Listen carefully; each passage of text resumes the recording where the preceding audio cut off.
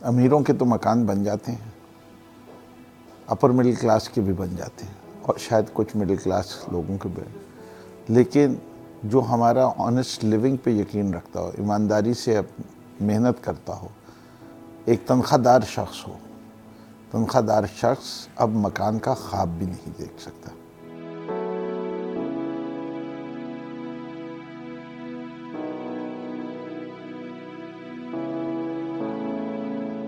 इस वक्त पाकिस्तान में शहर कराची के अंदर अगर आप देखें, एक 800 स्क्वायर फुट का फ्लैट 50 लाख से कम नहीं मिलता। 50 लाख या 60 लाख का फ्लैट तो 1 लाख रुपए महाना या 70,000 रुपये, 50,000 रुपये महाना की किस्त कौन अफोर्ड कर सकता है?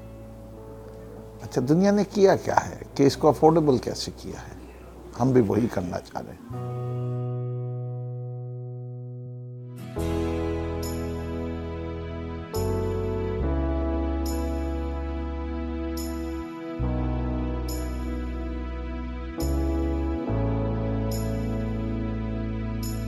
लेकिन पाकिस्तान के अंदर बैंक्स क्यों नहीं लोन देते, जबकि सबसे अच्छा इमूवेबल क्रेडिट कोलैटरल जो होता है वो हाउस है। इससे अच्छा दुनिया में कहीं कोई कोलैटरल नहीं है। पाकिस्तान में फोरक्लोजर लॉज की प्रॉब्लम है, टेनेंसी लॉ की प्रॉब्लम्स हैं। तो नया पाकिस्तान हाउसिंग अथॉरिटी जो बनी है और ये है, इस पे हम फौरी तौर पे यही काम कर रहे हैं। हम फोरक्लोजर लॉ को इम्प्रूव कर रहे हैं, हमने बैंकों के लिए इंसेंटिवाइज कर रहे हैं। हम ये कह रहे हैं कि जो आप लो कॉस्ट हाउसिंग के पोर्शन के ऊपर लोन देंगे, उसके ऊपर अगर बैंक्स पे इस वक्त 35% इनकम टैक्स है, तो we will give them a rebate of 20% and we are proposing कि 15% उस पे सिर्फ टैक्स लिया जाए उसकी इनकम पे, कि they can reduce the mortgage rate also and it becomes an attractive sector for them to invest in.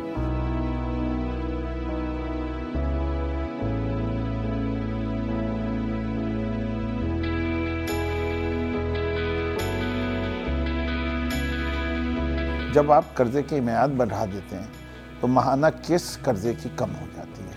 Ideal situation होती है कि जो किराया आप इस वक्त दे रहे हैं, अगर वही आपकी किस्त हो जाए मकान की, तो सब लोग अपने मकान की सोचने लगते हैं।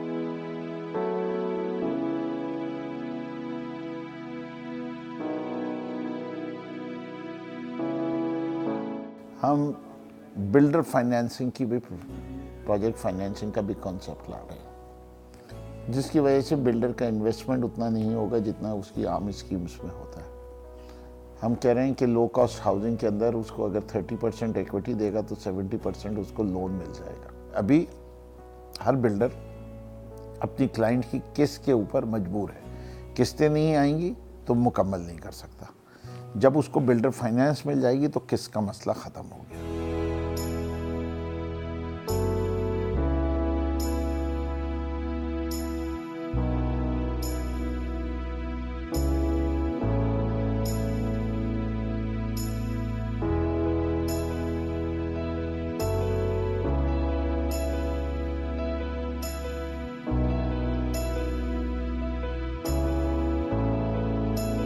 मुख्तलिफ फिगर्स हैं, मगर मेरा अपना ख्याल ये है कि 50% से ज़्यादा ऐसे लोग हैं जो गैर रस्मी घरों में रहते हैं। अगर आप रस्मी तौर पे मकान बनाते हैं तो आपको 10 अरब रुपया चाहिए हर साल 10 साल के लिए, कि जो बैकलॉग है आपका वो यही वही रहे जो आज है। तो ये मुमकिन नहीं है, आप रस्मी तौर पे नहीं बना सकते।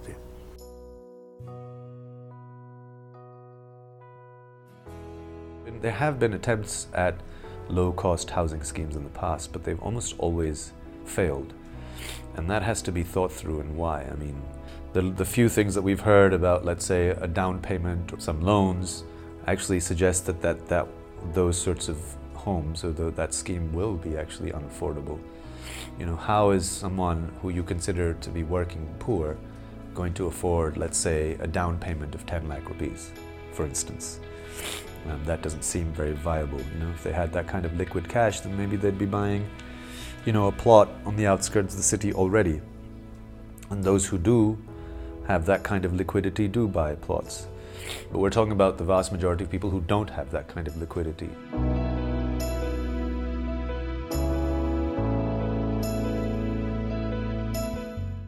अगर आप हल करना है तो आप कच्ची आबादियों को as is where is regularise करें और आप जो उनको इंसेंटिव्स दें कि वो अपने इलाके अपने इंफ्रास्ट्रक्चर को खुद बेहतर करें। और इस तर्ज का जो काम है जो पाकिस्तान में सारी दुनिया में मशहूर हुआ है वो रंगी पायलट प्रोजेक्ट जो हमने करके दिखाया है, हमने करके दिखाया है, ये हो सकता है। और जो सबसे बड़ा मसला था स्विच का वो इसी तरह से हल हुआ।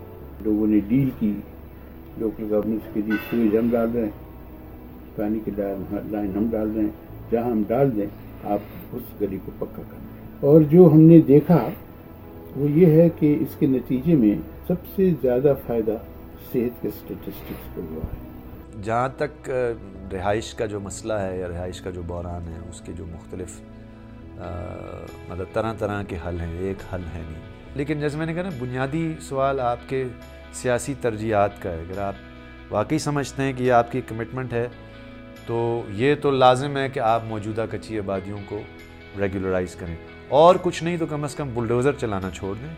ये तो मतलब जिसको कहते हैं ना कि नॉन नेगोशिएबल है। Under no circumstances it makes sense to get rid of the whatever housing already exists.